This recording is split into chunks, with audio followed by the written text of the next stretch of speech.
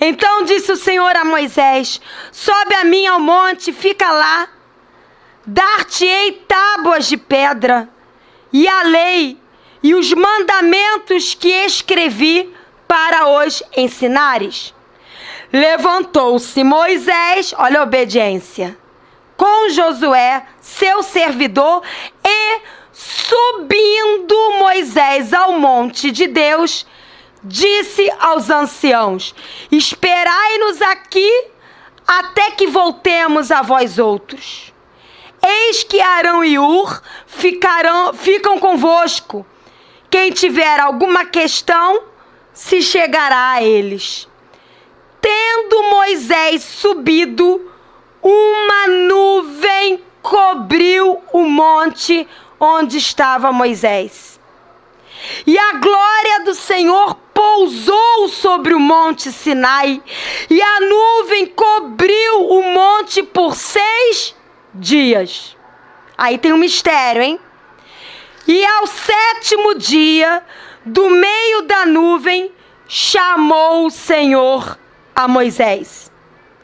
O aspecto da glória do Senhor era como um fogo consumidor de cima do monte aos olhos dos filhos de Israel. E Moisés, entrando pelo meio da nuvem, subiu ao monte e lá permaneceu 40 dias e 40 noites. O que aconteceu aqui, amado? Deus chegou para Moisés e falou assim: Moisés, sobe ao monte e fica lá. Então Moisés obedeceu. Ok, Deus. Na linguagem de hoje. Ok, falou Deus. Eu vou subir ao monte e vou ficar lá.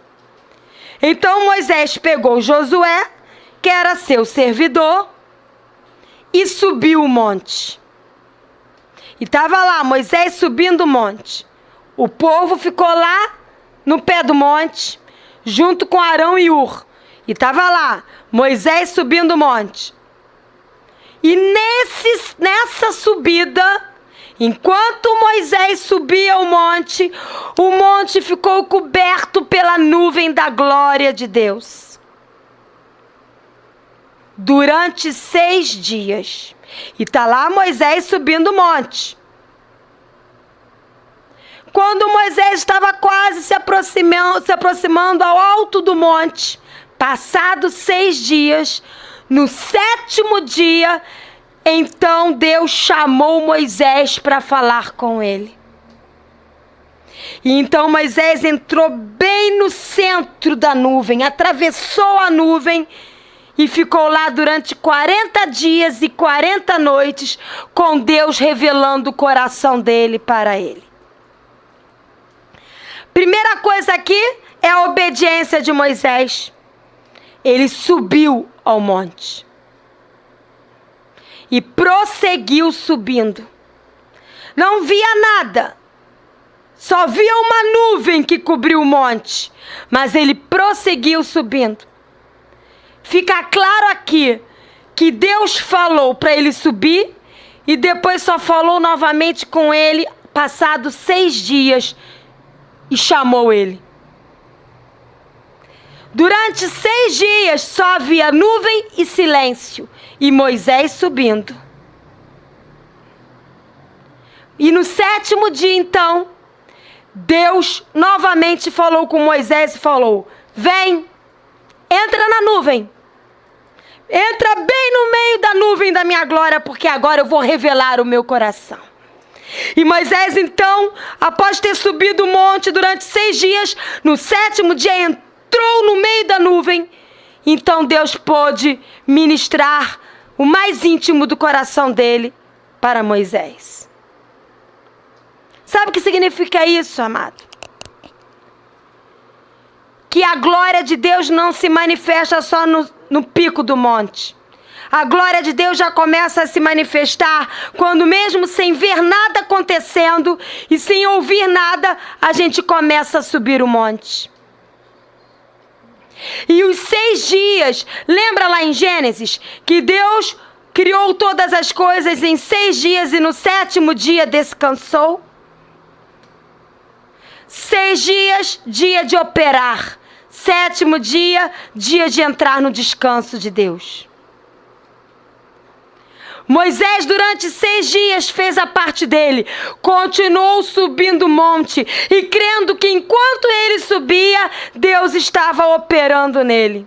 Estou subindo, mesmo em silêncio, Deus está operando. Estou subindo, 6 dias subindo, e Deus operando, mesmo em silêncio. Então, quando Moisés já tinha se deixado operar e trabalhar e ser transformado por Deus, mesmo em meio ao silêncio, mesmo em meio à subida do monte, chegou o 7º dia, que era o dia em que Moisés então estava preparado para entrar no descanso de Deus e ouvir então aos pés do Senhor, no meio da nuvem da glória dele, tudo que Deus tinha para ministrar do seu coração. É quando nós estamos subindo ao monte, é que o nosso coração é curado. É quando nós estamos subindo ao monte, é que a nossa mente é renovada. É quando nós estamos subindo no monte, que é subindo para a presença de Deus, é que a nossa alma é acalmada, a nossa alma batida é renovada. Então, quando nós estamos mais calmos, mais trabalhados, mais sensíveis, mais preparados, então o Senhor fala: vem, agora é a hora de você entrar no meu descanso. Vem, agora é a hora de você entrar no meio da minha nuvem de glória, se sentar aos meus pés, porque eu vou falar todas as coisas com você. Eu vou compartilhar os meus sonhos, os planos que eu tenho para a tua vida. E o povo?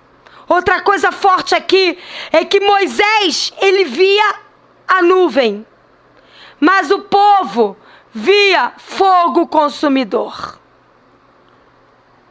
Porque quem não quer intimidade com Deus só busca fogo. Mas quem quer intimidade com Deus consegue ver a nuvem da glória. O povo só conseguia, diz lá no versículo 17, só conseguia ver fogo consumidor. Se você ler o versículo 17, mostra que os filhos de Israel, que era o povo que ficou lá no pé do monte, só conseguia ver fogo. Mas Moisés, que caminhava para a intimidade do coração de Deus, via nuvem. A religiosidade não consegue ver nuvem, só vê fogo, só quer fogo. O Senhor nos chama a ver a sua nuvem de glória e a entrar nela. O Senhor nos chama a nos deixar sermos trabalhados por Deus enquanto subimos o monte, enquanto subimos em direção à intimidade dEle. E no momento certo nós vamos entrar no meio da nuvem. Não vamos só ver na nuvem, vamos entrar no meio dela. Então o Senhor vai ministrar o mais profundo do coração dEle às nossas vidas. Isso é noiva, isso é intimidade. Em 1 Pedro 5,7, carta de 1 Pedro, capítulo 5, versículo 7. Carta de 1 Pedro, ou epístola de 1 Pedro, capítulo 5, versículo 7, olha o que diz. 6 e 7, versículo 6 e versículo 7. Humilhai-vos, portanto, sob a poderosa mão de Deus, para que Ele, em tempo oportuno, vos exalte, lançando sobre Ele toda a vossa ansiedade, porque Ele tem cuidado de vós. Experimentar a glória de Deus é se humilhar perante Ele, entender que Ele não falha, entender que no tempo dEle Ele vai te exaltar, no tempo dEle Ele vai trazer o melhor dEle para a tua vida. Não se desespere, não desista, não volte atrás. O inimigo, ele pressiona por de todos os lados para tentar te convencer que Deus desistiu de você, que Deus não vai trazer a glória dele sobre a sua vida, que Deus não vai te exaltar. Mas isso é mentira. Deus vai exaltar você, Deus vai glorificar você, Deus vai expressar a glória dele em você, Deus vai te levar a entrar na nuvem de glória dele, então você será exaltado. Lança sobre ele toda a ansiedade, porque ele tem cuidado de você. Isso é experimentar a glória de Deus, experimentar o cuidado dele, a paz dele. Experimentar a glória de Deus também fala de aprender a entrar no descanso de Deus. Abre lá no livro de Hebreus, volta um pouquinho, você estava na carta de 1 Pedro. Vai para o livro de Hebreus, capítulo 4,